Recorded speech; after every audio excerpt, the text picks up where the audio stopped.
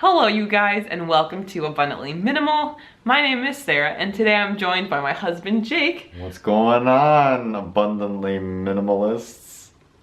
I don't think we really have a name yet for our fans. No? Okay, well hi.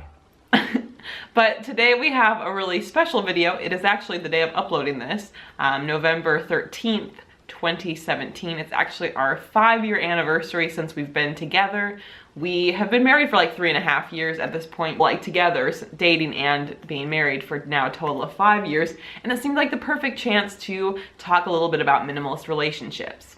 Now, way back in the day before the YouTube channel was really as popular or doing as well, we did have a podcast together and we did do like a longer episode related to relationships. To be honest, right now I don't really remember exactly what we talked about, but if it is of interest to you, I will link it down below if you're curious to listen. But today I thought we'd talk about, just be kind of open about our own relationship and talk about some elements of a minimalist relationship that we have found really helpful.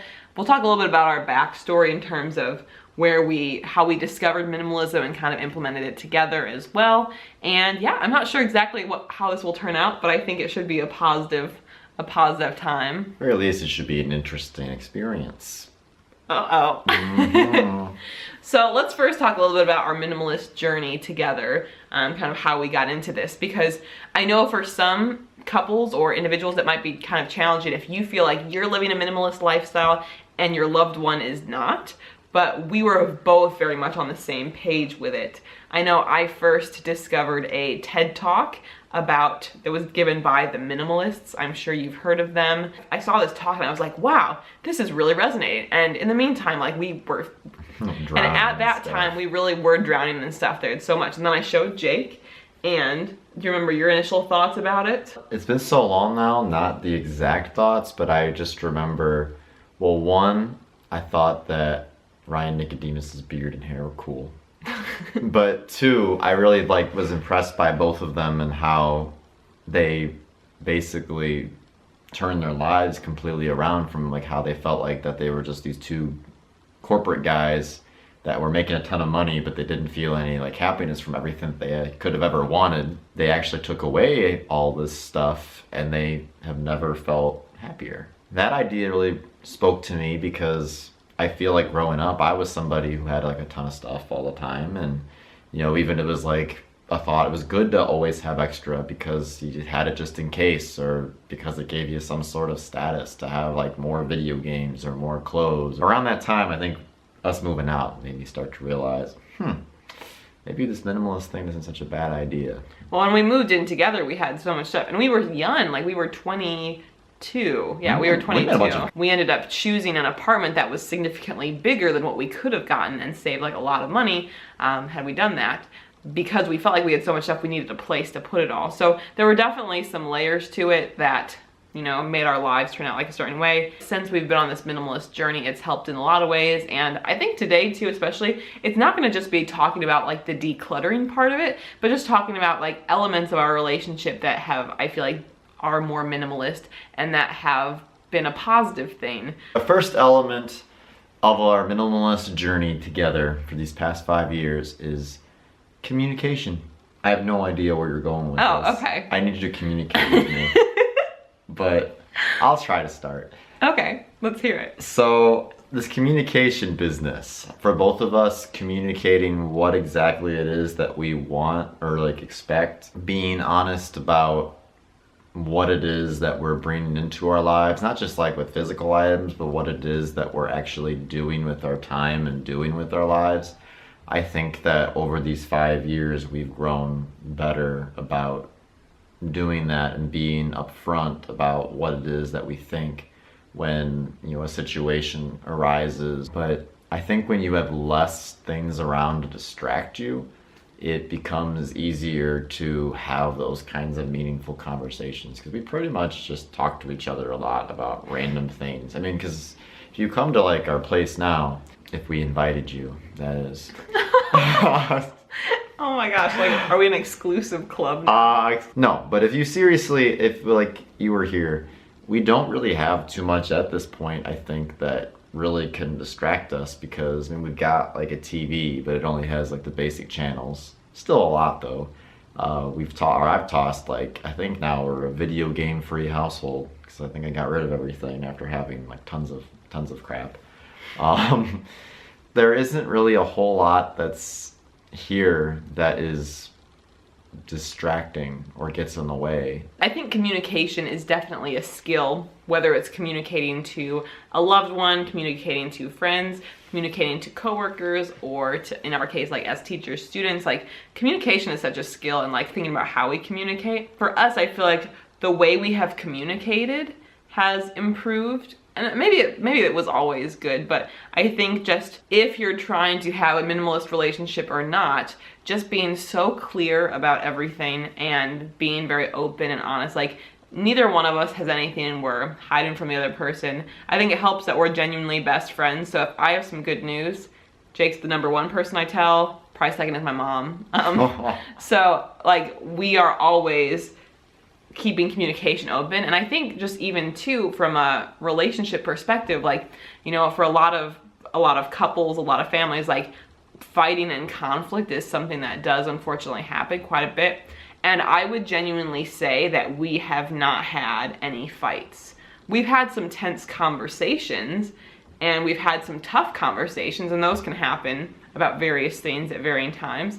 And typically after a tense conversation, even if we, like, you know, go to separate parts of the apartment, or typically one of us is coming back like 20 minutes later or even less than that, being like, hey, I'm really sorry for what I said. Like, we're just very clear. And I know I feel immense guilt, like, if I do say something that's maybe a little bit hurtful. Like, we're just very clear about admitting that and talking through that, so it's not becoming a bigger issue. And that's where I'd say, like, genuinely, we've never gotten to a point where we actually, like, yelled at each other or anything. Like, maybe that's a minimalist element of a relationship, maybe it's not, but just being very clear about the communication and making sure that both people are on the same page about issues. So we are back after a short intermission for the camera to charge and us to have a snack. So Yay! Yay! So our second element of a minimalist relationship has to do with simple pleasures. Just like we try to be really clear about communication, I think it's also important to focus on, like, the little things. And I think when we lose sight of those little things, overall we're not as happy, or the relationships maybe are not as strong.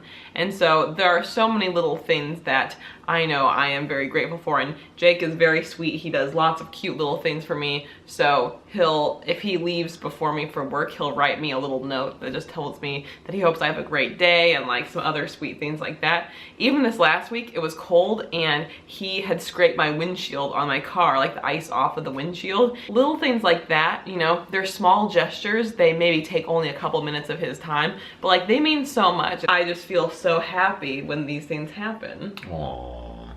Well, it's nice for, like, on the other end, that Sarah is usually the one who cooks the food. Coming home and there's food for me to eat sometimes, most of the time, it's really nice. Because then you don't have to worry about making it yourself, because it's already there for you, so. Yeah, so whatever it is, those are just some of our examples. I mean, there are other things that Jake does that are awesome that I didn't list here. There's a lot that Sarah does that I did not list, because we would be here forever. Oh my gosh, you're very the awesome sweet. one here. Okay, well, you're being very sweet. Well, I'm pretty awesome myself, but it's not really arrogant to say that on the channel. But anyway, so finding those, like, simple things that are just great ways that you can, you know, be supportive of your loved one. In life, it's very easy to get distracted, and I think, you know, that distraction also is something to, with relationships, try to avoid. Just as, like, having a bunch of clutter in your house can make you feel stressed out, it can also distract you from what really matters, which is these relationships. Our next tip is values. I value you. I value you. End of discussion. No, but just, I guess it kind of goes in with the communications. The reason that this whole relationship has lasted 5 years and counting is that we both share similar values. Part of it is that we both share the value of not having an overload of stuff that we don't actually need, we don't actually use. And, you know, other values just as such, how to, you know, manners to people, being good people, and we both are teachers, so we share the value of education. And so just having those similar values, if we didn't have the same values, then it'd be, you know, just be very difficult to communicate and very difficult to spend the amount of time around each other that we do, which is parts of every single day. Yeah, and I mean, I think with the values, you know, if you have a few different values from your partner, like that doesn't mean that it can't work. But I just think that what helps us so much is that we're coming from the same perspective on a lot of these big issues. So in our conversations, talking about just how we want to live our lives, valuing being compassionate, kind people, even though the specifics have changed, like how we've, you know, when we were first together, like I was a vegetarian at the time, Jake was really eating like, you know, just your standard American diet. And then I kind of discovered more of the vegan thing over time and realized that, you know, with that new education, like, wow, this was like the healthy choice to do, but also like the most compassionate choice. And then Jake kind of also, that was a value, like being compassionate and kind person is something that mattered to him. And so that made sense for him to also adopt that vegan lifestyle. So I mean, that's just part of it. But then, yeah, I just think whatever the big, you know, issues are that, you know, we think about or deal with, we're typically on the same page. So we're on the same page in terms of how we like to spend money, in terms of how we like to spend time together. I guess just be as positive as possible in terms of the way we live our lives, not bringing harm to others. And so when you put all of those, you know, pieces together, like these are things that matter to us, to our identities, but also to us as a couple. And so having those values compatible makes a huge difference, I think.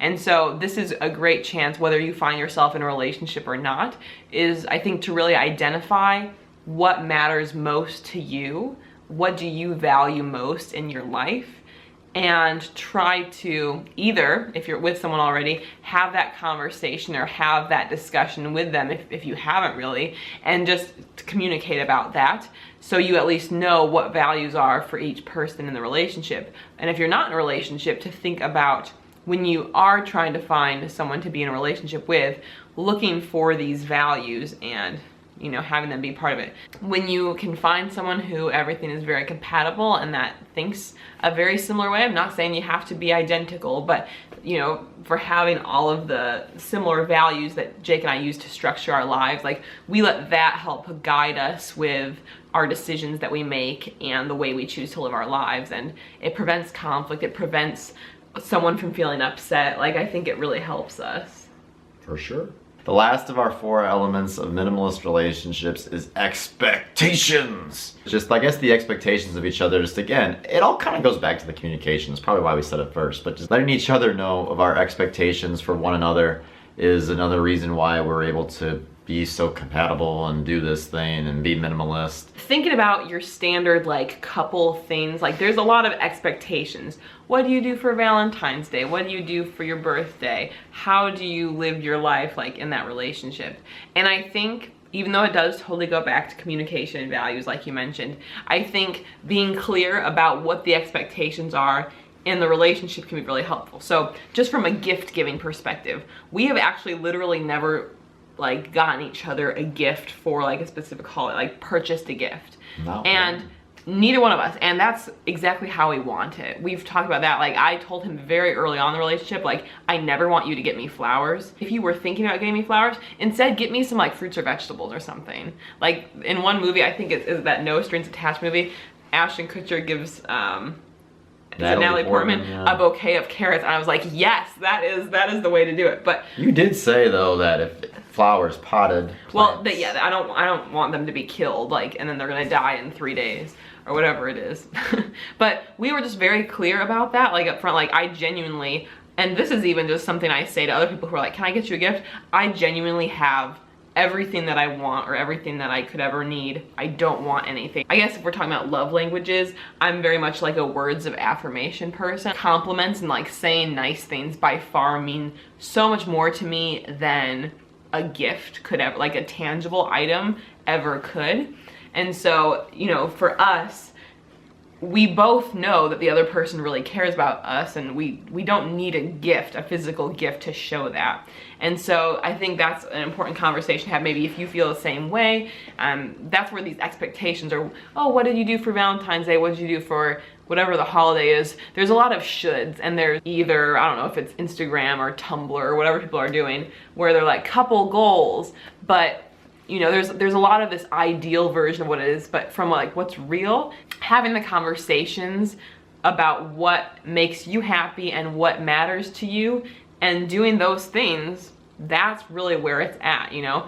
We don't pretend that we're all like, you know, perfect and cutesy, and it's just kind of the way that we've operated. We don't need to showcase anything or brag about the relationship or go buy a bunch of stuff for each other. It's just, we both love each other very much, and you know, we do a lot of nice things to help the other person, but it's not tied to like a holiday or that kind of thing. Yeah, I think the biggest thing that you can honestly do in a relationship, what you can give, I know I don't even know if it's an official thing for love languages, but for me it's just time. Just giving somebody your time, I think, is more of a gift than anything else that you could possibly give them. So we do that a lot, I think. Mm-hmm. And so... Oh, we spend so much time together. And so that's, to me, more than a tangible item. Even before we were minimalist, just people's time and those experiences that you build together. That's truly what means the most. The problem with consumerism is you can't sell that, which is why that's not what's often promoted, I think. Oh, you can't sell time. You can't sell time, or you can't, it has to be a thing so you can sell it. So just give people your time. Whether you're in a relationship with them or not. If they're just like a friend, family member, or significant other, as we're talking about here, I think time is really what everybody, even if they don't recognize it, even if they're not conscious of it, is what they really want. Well, and being checked into the moment too. Because there are, and I mean, I guess I'll throw myself under the bus. There are times where we're hanging out. We're more so like working, or maybe he's watching like a Star Wars movie or something, and I'm like working on my computer, but I'm still there. Making sure there are moments where you are checked in and engaged with it. Now, I mean, I do work a lot, so I know that's a case where that could be an area of improvement for me, but I do think like there are times where I am intentional, like, hey, I'm gonna put the laptop away and we're gonna just be in this moment. Like right now. Like right now. Yeah, look at that. So there you guys go. Hopefully that video was somewhat easy to follow. I know we talked about a lot of different topics, but relationships in general just aren't, you know, a super straightforward, easy thing all the time. So if you enjoy minimalist or healthy living related content, I do post several videos per week. If you want to subscribe to the channel, you can click up here, or you can check out a past video here. And I look forward to seeing you guys in the next video. Bye guys. Bye. Feel free to subscribe to the channel up here. It's like you're picking my nose. Hi, welcome to Abundantly Minimal. I've hacked the channel. It's my world now.